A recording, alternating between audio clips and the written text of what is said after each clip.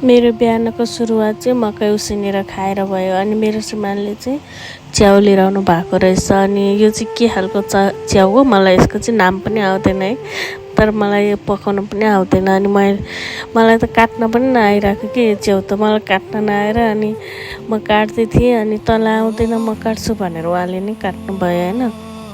मलाई चाहिँ यो च्याउ कस्तो के हो काट्नु पनि नआएको। अनि त्यसपछि त्यो जोहेर राख्ने ठाउँमा पनि टुप्पो काटेर ट्याक्कै मिलाएर राखेको कि म त छक्कै पऱ्यो, अलिकति तलमाथि पनि नहुने गरी। अनि मलाई पकाउन आउँदैन यो च्याउ भनेको, मैले चाहिँ खासै यो च्याउ खाएको पनि थिएन।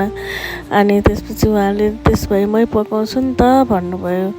अनि उहाँ चाहिँ खानासाना बनाउन त्यस्तो अल्छी गर्नुहुन्न, एकदम मजाले खानासाना बनाउने ओर्ने सबै गर्नुहुन्छ। अनि हामी चाहिँ बिहान उठेर चियाहरू खाने यताउता खासै गर्दैनौँ।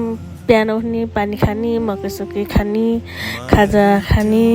खाजा पनि अब त्यति खासै त खाइँदैन, अलि ढिला नै हुन्छ खाना खान आजकल चाहिँ, त्यही भएर मात्र नभए हामीले प्रायः खाजा खाँदैनौँ। अनि बिहान उठ्ने, पानी खाने, अनि खाना 8 बजे बाबु जान्छ, 8-9 बजे त खाना खाइहालिन्छ। बिहान उठ्दा त 7 बजिहाल्छ, के गर्ने।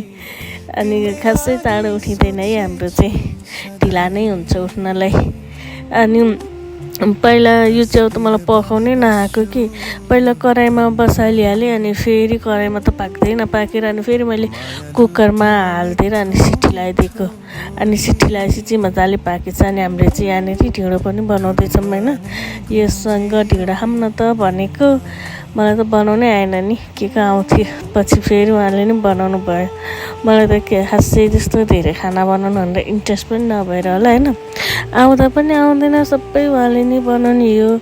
तपाईँहरूलाई मेरो भिडियो कस्तो लाग्यो हेरेर प्रतिक्रिया दिनु होइन। मेरो नानीले चाहिँ के पकाएर रहेछ भनेर हेरिरहेको छ, अचार सचार, तर खाँदा चाहिँ एकदम मिठो भएको थियो। तपाईँहरू पनि टेस्ट गर्नु बनाएर। Thank you so much.